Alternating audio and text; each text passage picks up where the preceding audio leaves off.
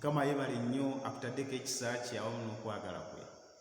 Njagala okwebaza Katonda nti ffenna tuli wano okuwuliriza eddoboozi lye. Charles Magende nze ayimiridde mu maaso go ate okuba nga nkuweereza okuyita mu kigambo kya Katonda. Mukwano gwange nkusaba ate tusabe nga tugenda mu bubaka obw'olwaleero kuba bukulu bulungi ate bwa nsonga. Enkya nnungi era nsobola okuwulira ebinyonyi wabweru eyo nga bitendereza Katonda. Katusabe. Mukama waffe omulungi omwagalwa, tukwebaza olw'ekisa kyo n'okwagala kwe ebitubedde ebituwadde obulamu. Tugenda okuyiga ekigambo kyo tusaba Mukama otuluŋŋamye otuwe omukisa mu byonna, abaana bo bakwateko, obubaka buno bwe bukutteko abuweereze ne munne naye bumukwateko okuyita mu Yesu Kristo Mukama waffe. Amiina. Obubaka bwaffe obwaleero bugamba nti ne bwemba embwa, ne bwemba embwa, ne bwemba embwa bwe bubaka bwaffe obwaleero. Tugenda kubujja mu kitabo kya Matayo essuula eno e15. Tugenda kusoma okutandika ku lunyiriri olw'21. Yesu n'avaayo n'agenda ku njuyi z'e Ttuulo ne Sidoni. olw'22. Kale laba omukazi Omukanani n'ava ku mbiibi eyo n'ayogerera waggulu ng'agamba nti, onsaasire Mukama wange, omwana wa Dawudi, muwala wange alwadde nnyo dayimooni. Kino tekyali kya bulijjo Omukanani okuyita labbi oba omuyigiriza Omuyisirayiri, Omuyudaaya okumuyita Mukama wange. Kino kyafaananira ddala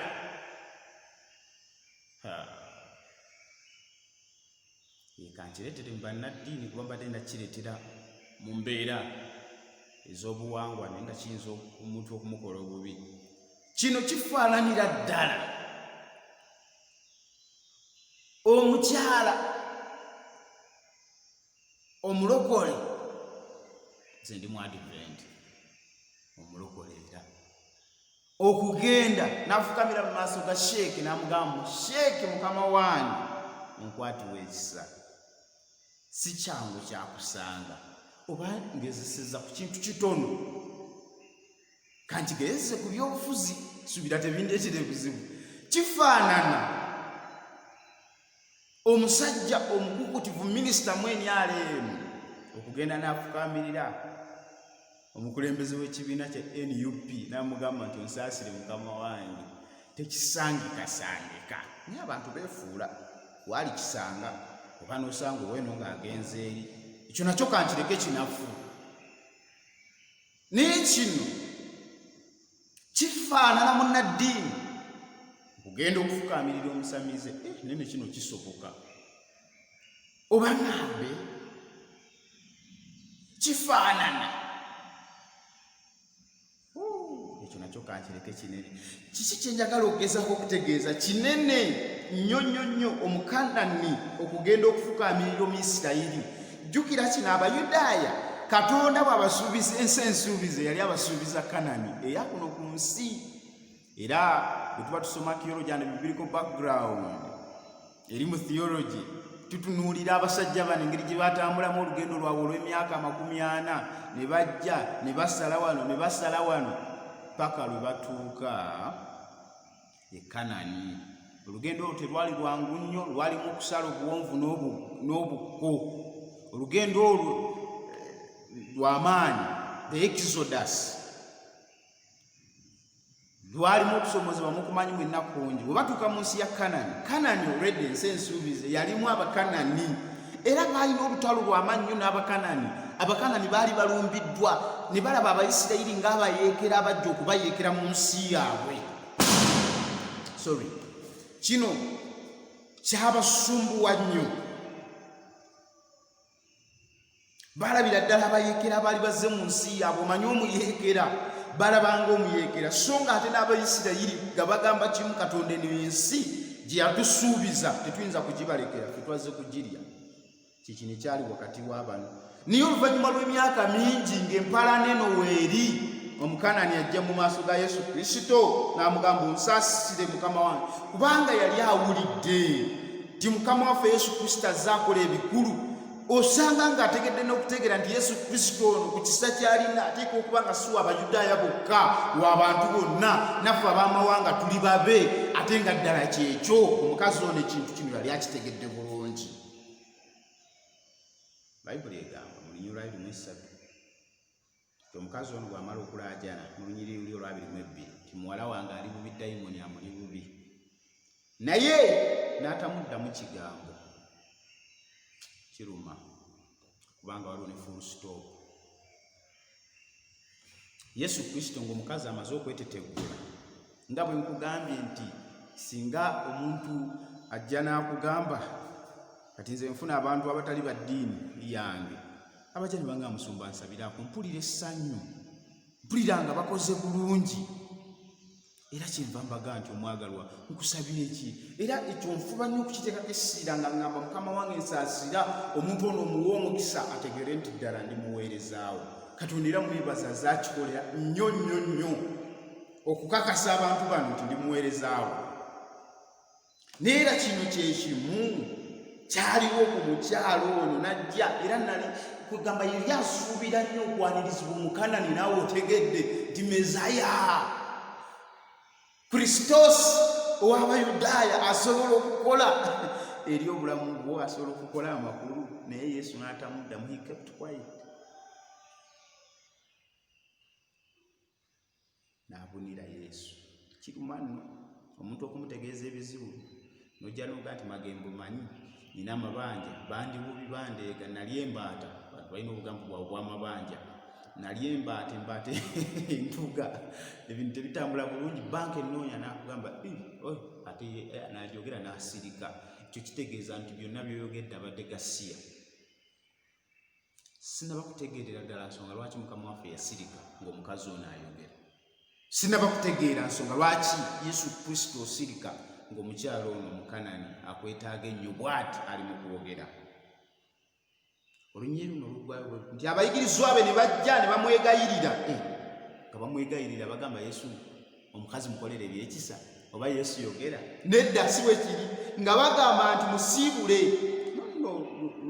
Kanfune Bayibuli ey'Oluzungu, kanfune Oluzungu kubanga Oluganda lulabika lunafuyiza ebintu. Musiibula, okusiibula nga kiba kirungi, okusiibula ne mu ddwaliro basiibula awonye. Ne bano kye baali bagamba Yesu Kristo nedda. But he did not answer her a word. He kept quiet. And his disciples came and begged him, saying, send her away. Mugobe wano atuviire Mukanani ono. Batuleeta bajja bawunyera, bazungira ku Masiya waffe, bajja bazungira ku Yesu waffe. Owunyera biki? Bavubuka bagiyita va ku ndaayi, bava ku ndaayi, mugamba atuviire ave wano.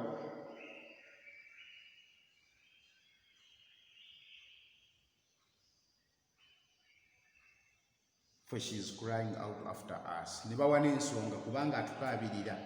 Kandabe wano mu Luganda bamaze okugamba nti musiibule kubanga atuleekaanira emabega. Yakwogera bulungi ono ati atuleekaanira. Okimanyi nti waliwo obeera mu nnaku naye ng'abantu balaba obaleekaanira. Omulembe guno guweddemu nnyo ensa nti omuntu abeera ne wabweru awo ng'afa, abantu ne bagaa tetugenda kutaasa babbi, ne bakuyita omubbi. Naye ate waliwo obeera mu nnaku ng'abantu bagiraba ne bagaa naye kaabiyitemu, kaabirabe. Abantu nga bawulira amaziga go kuleekaana gye bali, tebaagala na kumanya, tebaagala kumanya kikwatako. Mugobe atuviire kubanga atuleekaanira. Imagine the disciples of Jesus Christ, abayigirizwa ba Yesu bennyini nga bawulira omukazi ono mu kifo ky'omukwatibwa ekisa. Ekisooka Yesu Kristo asirise, tetunaba kutegeera lwaki asirika busirisi. Bano ne bajja ne bamugamba mugobe, musiibula atuviire, mugobe agende eri, bajja bawunyerera ku bantu. Imagine omuntu anoonya obuyambi nti ajja awunyera. Ekisinga okuneewuunyisa ekirala ne bagamba nti atuleekaanira, mugobe atuviire.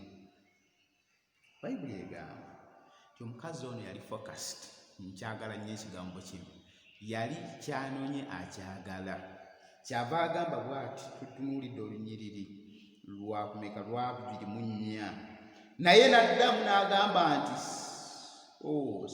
lwabiri mu nnya Yesu Kristo kati addamu naye n'addamu n'agamba nti saatumibwa wabula eri endiga ezaabula ez'omu nnyumba ya Isirayiri. Kati Yesu Kristo ayogera tinyaba Omukanani bano nga boogedde ogamba si batuufu toteekeddwa kubeera wano nze saatumibwa wabula eri endiga eza Isirayiri ezaabula. Ayagala endiga za mu nnyumba ya Isirayiri. Toli mu Isirayiri oli Mukanani. Ekyo kye nabadde njogerako.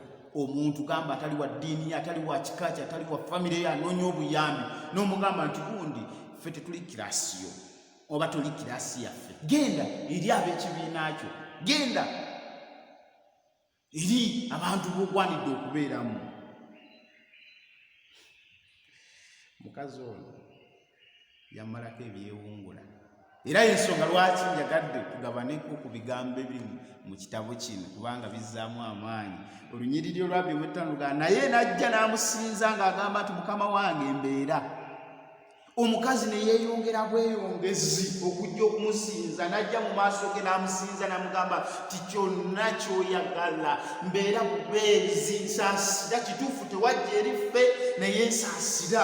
Olunyiriri olwabiri mu ttaano but she came and knelt before him saying Lord help me. Mukama nsaasira mbeera ne yeegayirira nnyo. Olunyiriri olwabiri mu mukaaga ti Yesu n'addamu n'agamba nti si kirungi okuddira emmere y'abaana okugisuubira embwa. Obubwa yabuyita na bubwa. Imagine obubwa. Si kirungi okuddira emmere y'abaana. Si kirungi okuddira emmere y'abaana n'okugisuulira obubwa. N'okwata emmere y'abaana omuzungu wano mpulire kuno si kuvuma. 26. And he answered, it is not right to take the children's bread and throw it to the dogs. Oluganda nno naye yayongeramu ekigambo. Si kirungi okuddira emmere y'abaana n'okugisuulira obubwa. Kitegeeza mukazi gw'oli kabwa. Omuyigiriza n'omuyigirizwa ku luno baaliko ki? Era bakomentators bangi nnyo aba Bayibuli beewuunya kiki kino ekyaliwo. Conversation eno lwaki yatambula bwetyo omulundi guno. Yesu gwe tumanya tulukuka ekisa, Yesu gwe tumanya ayogeza obukakkamu omulundi guno kiki? Si kirungi okuddira emmere y'abaana okugiwa obubwa. Bino ebyamagero by'enkola okuwonya kw'enkola nti kw'Abayisirayiri ki yali ategeeza oba mu ngeri endala yali amugamba maama oli kabwa. Bwe mba omukazi ono ŋŋenda ne bwe mba nanonye buyambi bwo ŋŋenda kubanga n'okugamba obugambi nti nsaba kunnyamba Ian oli mukwano gwange Gabi oli mukwano gwange nkugamba nti waayi munywanyi wange nsaba onsaasi nsindikirayo omutwalo ogumu bwe guti nyina obuzibu kuli n'atakuddamu. Kiruma olaba n'akameseji koota n'akutegeera oba omuntu yakasomye bw'okasindika n'atakaddamu kikuluma. Imagine nga nzize yeka mukwano gwange Joy omukyala wange omulungi n'angamba nti owange n'asirika n'omubuuza n'asirika nga buli kyoyogera kiruma. Owulira ng'oyabika ng'oziira kisingako n'omuntu akugaye nti olinga embwa. Naye omukazi ono mwagala yagamba nti ate olaba wadde wasirise dda kati oyogera. Awo nno kale tujja kutuuka ku nzikiriziganya. Kino kye kinjagaza omukazi ono ne mpulira ng'ali ku mutima gwange guli. Yagamba nti wadde wasirise nakulabye ng'osirika naye kati newankubadde ompise embwa mbamanyi we mutwe mutandika. This lady was focused. Omukazi ono yali wakwewuunyisa nnyo. Agamba wadde wasirise naye kati kovuddemu ekigambo ojja kubaako kyokola. Era olunyiriri lwabiri mu musanvu lugamba naye n'agamba nti weewaawo, it's all right, weewaawo Mukama obiŋŋambye ebyo si kirungi okuddira emmere y'abaana ogiwa obubwa. Weewaawo Mukama wange kubanga n'obubwa bulya ku bukunkumuka obugwa okuva ku mmeeza y'abakama baabwo. Omukazi n'agamba ne bwemba embwa. Kiki ekikulunza embwa yo gy'otasobole kuwa mmere? Ne bwemba embwa n'embwa nazo zirya ku bukunkumuka okuva ku mmeeza z'abakama baazo. Sifuddeyo bandimbwa mbere. It's all right. Yes, I am a dog, but even the dogs do eat on the crumbs that fall from their master's tables. Nembwa zirya ku bukungumuka. Nembwa zirya ku bukungumuka. Mukama kyoyogedde oli mutuufu, Yesu oli mutuufu, nankabembwa naye nembwa zirya ku bukungumuka. Kakati obukungumuka bwo bwe buli wandabe. This lady was amazing. She was focused beyond recognition. Omukazi ono yali mumalirivu okufuna kye yali yeetaaga. Yesu kituufu osirise. Njagala kutegeeza kinakuwaza nnyo okulaba nga ffe bwe tusaba Mukama waffe oluusi ne tulaba nga taddamu nga tutegedde nansonga tuggwamu amaanyi ennaku bbiri n'oga Mukama nze ngenda kwekola ekintu anti wagaanye okunziramuze. Mukama ngenda kwekola ekintu ndaba n'akabina kange nnina amabeere gange sirina. Mukama kiki? Oluusi n'osaba omwana n'oga Mukama k'omunnyimye nja kugenda wamutuula ku ngoko tegwambuloolo nja kugenda. Kubanga Mukama olaba nga asirise. Njagala kutegeeza okusirika kwa Mukama nako kwogera. Kankutegeeze kino, Mukama bw'asirika aba ayogera. Ate era kino ntera okukigamba mikwano gyange nti okusirika kw'omuntu bw'otakutegeera, if you cannot read and understand the silence of a person, definitely you will never be able to understand his words. Okusirika kw'omuntu obanga tosobola kukutegeera, kyamazima tosobola na kutegeera bigambo bye. Okusirika kwa Mukama kwogera nnyo, tekumanyi kubwatuka kwa nsozi, tekumanyi kubwatuka kwa bomu. Mukama bw'asirika aba ayogedde gy'oli. Era njagala kutegeeza bw'abanga Katonda tannaba kuwa ky'osaba, njagala otegere nti alina kyakugamba. God is telling you something. You must discover it today. Katonda aliko kyakugamba. Bw'olabanga nga Katonda asirise, tegeera nga kimu ti Mukama ateekeddwa okuba alina message gy'ampeereza. Okusirika kw'amaanyi.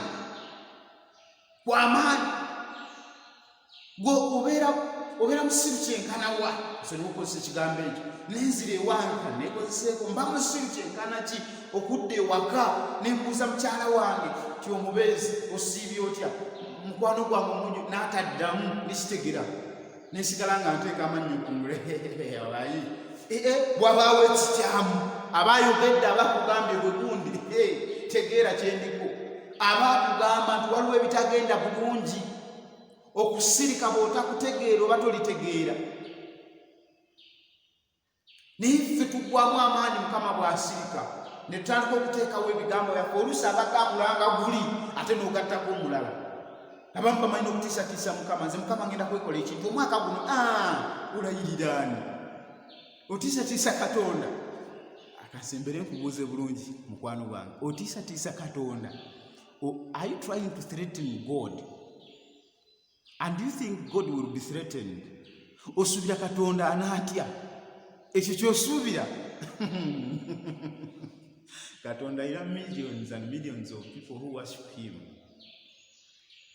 Katonda alina ba followers. Kankutegeeza oyinza okuba nga kituufu ku Instagram, Facebook ne kiba kufollowinga nnyo. Naye Katonda alina ba followers.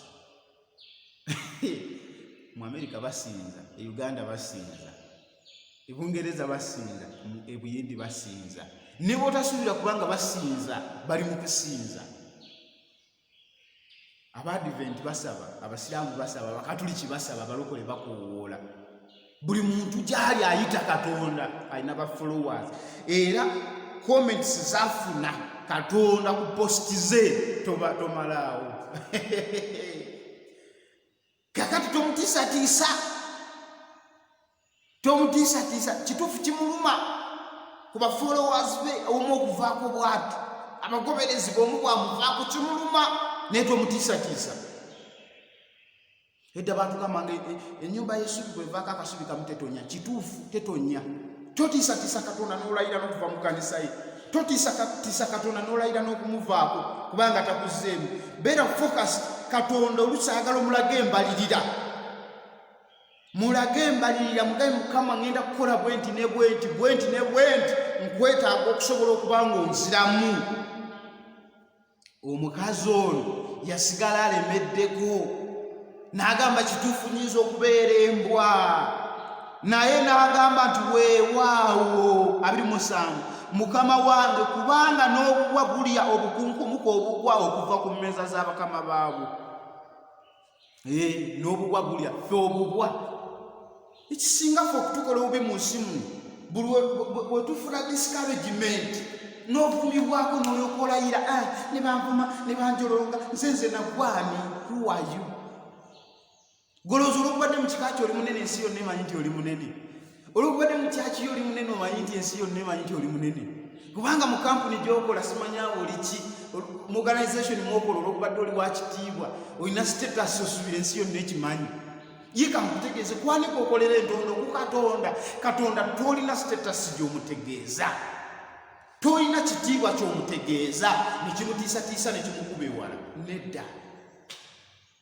Nedda. Abajja okumala amaanyi mulimu n'abayigirizwa be. Ekyo kikwewuunyise. Waliwo abayigirizwa abagamba nti mugoba atuviire, abagoberezi ba Mukama, era abantu bangi ekisinza okubamenya emitima. Bakwano bange Bakananites bayimba oluyimba olulungi, singa mbadde nalwo nendukuwa, nga lugamba nti emitima gy'abakkiriza abagimenye bakkiriza be babaleetera okukyuka. Mwebale nnyo Kananites Choir, bava eri sayidi z'entebe. Naye ate era n'emikwano gyange Calvary Ministries bagamba ebigambo bino ebirungi, ne bagamba tewali akutegeera. Kino njagala kitegeeza n'abatume tebakutegeera. Even your pastor doesn't know you. Teri akumanyi. Omusumba otakumanyi, father otakumanyi, sheikh otakumanyi, byoyitamu teri abimanyi. Mukama yekka gw'olina okusigalako. Tewali akutegeera. Okuleka Katonda ng'omufuula omulwanyi. Yesu yakumanyi. Togwa amaanyi ne bakuyita embwa. Ekisinga otumala amaanyi folusi batuyita embwa ne tuggwa amaanyi. Era tetuli nnyo kyamaanyi kusinga ku mbwa. Ne tulina Mukama waffe, tulina waliwo nannyini w'embwa. Nannyini w'embwa bw'ajja atuwa n'ekisinga ku kukunkumuka. Kankutegeeza ate akakunkumuka akava mu ggulu kanene. Njagala kudda naye oluyimba luno kansooke mpite mikwano gyange bano aba Calvary Ministries basooke balutuwe, bava mukono eyo, kabasooke balutuwe batutegeeze nti teri akutegeera. Okuleka Katonda wo omufuula omulwanyi. Abagalwa Calvary Ministries mujje muweereze abantu bano n'oluyimba olwo olunyuvu.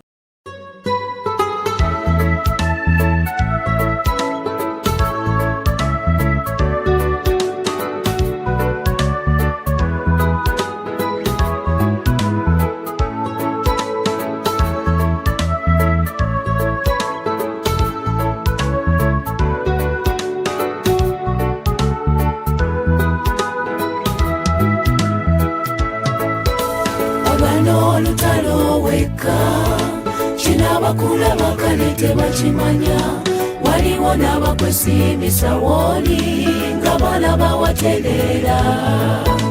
Otulawo tudde ne wesirikira, n'owunzika omutwe gwo mu birowoozo, ne bwe wabawo ekisesa gwe toseka, kubanga olwana olutalo ku mbeebe.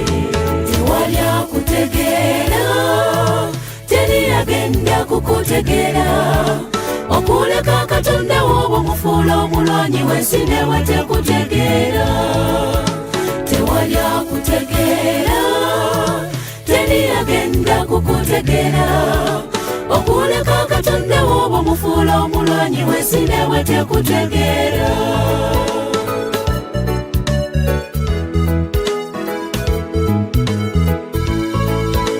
Ofuba olabe nga obikkako, abakulaba babitaputa bulala.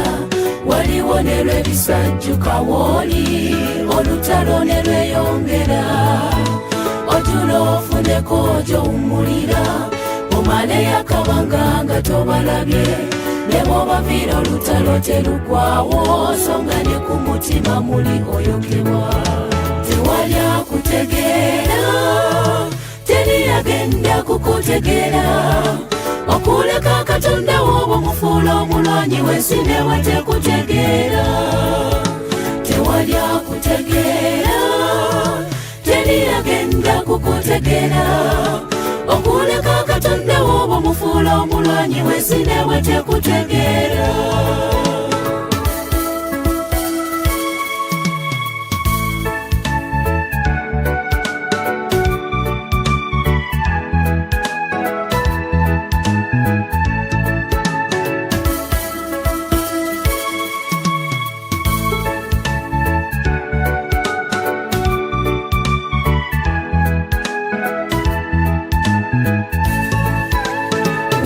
byeyambise bingi munda nga n'ebimu ku ebyo bikutula omwoyo. Waliwo n'abakulwanyisa bangi nga n'oluusi tolina musango. Ebizibu ebingi gwe byoyitamu abasinga kale tebabimanya. Mukama eyakutonda yamanya abeera okupya kulwanireko. Tewali akutegeera, teri agenda kukutegeera. Okuleka Katonda wo bw'omufuula omulwanyi w'ensi newe tekutegeera. Tewali akutegeera, teri agenda kukutegeera. Okuleka Katonda wo bw'omufuula omulwanyi w'ensi newe tekutegeera. Tewali akutegeera, teri agenda kukutegeera. Okuleka Katonda wo bw'omufuula omulwanyi w'ensi newe tekutegeera. Tewali akutegeera, teri agenda kukutegeera. Okuleka Katonda wo bw'omufuula omulwanyi w'ensi newe tekutegeera.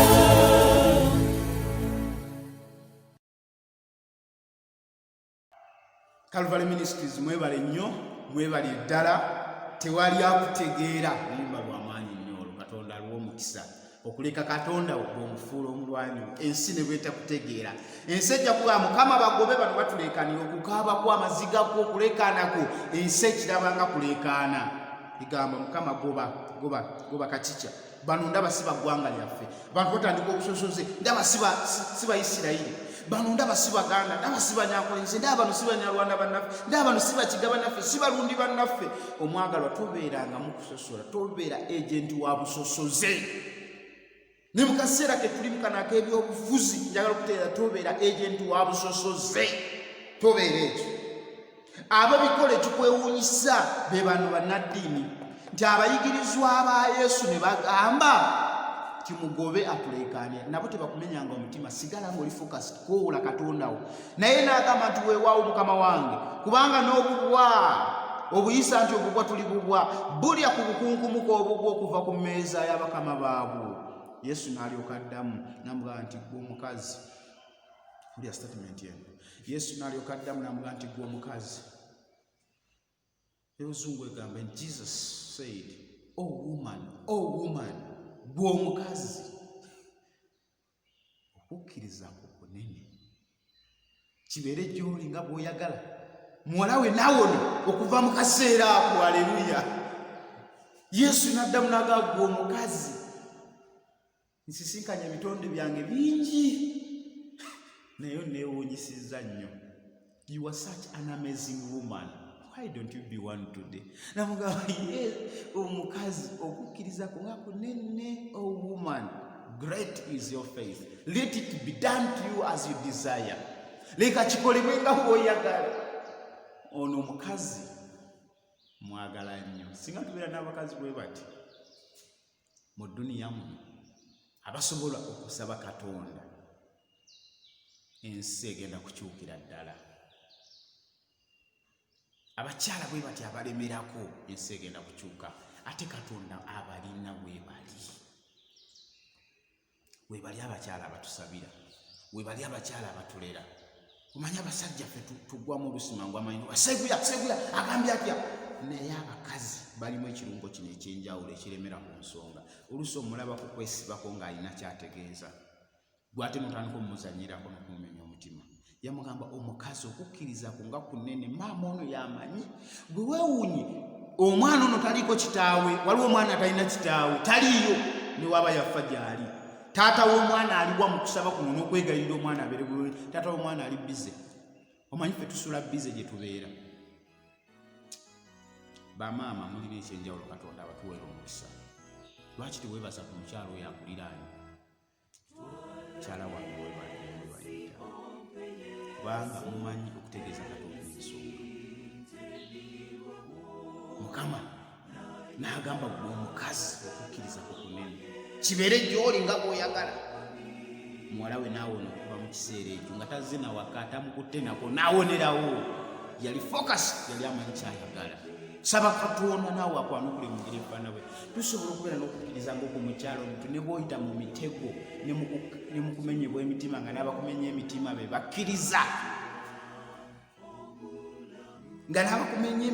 bakkiriza bennyini osobola okusigala ng'oli focus n'oga Mukama ombeera onsaasire. Katonda nsabako omukisa, nsaba Katonda akubunduguleko omukisa naye naawe taking a step ey'amaanyi okukkiriza okukuze okuyoze kukule tova ku ndaayi lemerako tosaba wiiki emu n'ogwo wasigala ng'osaba kuwula Katonda mutegeeze ennaku yo n'ebizibu byajja kubeera. Katusabe. Mukama tuwulidde ng'oyogera n'omukazi ono ne tutya ne tugamba wamugoba ye tewamukolera bikulu ng'okoleza ebikulu eri abaana bo ng'osaasidde bangi kiki ddala ekyaliwo.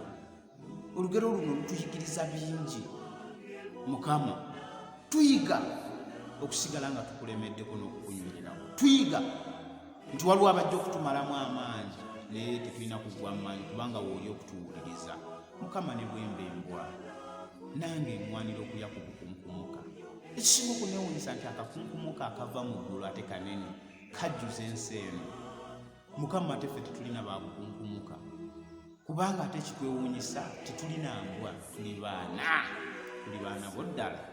Weebale omwagalwa oyo alaba obubaka buno n'omukisa w'omukisa abali mu kanisa wano. Mukama ffenna tuwa omukisa w'amaka gaffe omukisa w'abakyala ab'omukisa okuyita mu Yesu Kristo Mukama waffe. Amiina. Katonda nsaba akumpira omukisa omwagalwa, nsaba obeere muwanguzi, nsaba obubaka buno bugabanako ne muno. Genda ku YouTube channel eriko Pastor Magembe Charles, subscribe. Obubaka buno bunaaba nga ntaddeyo ejja ku notify obubaka ataddeyo. Katonda akuwa omukisa.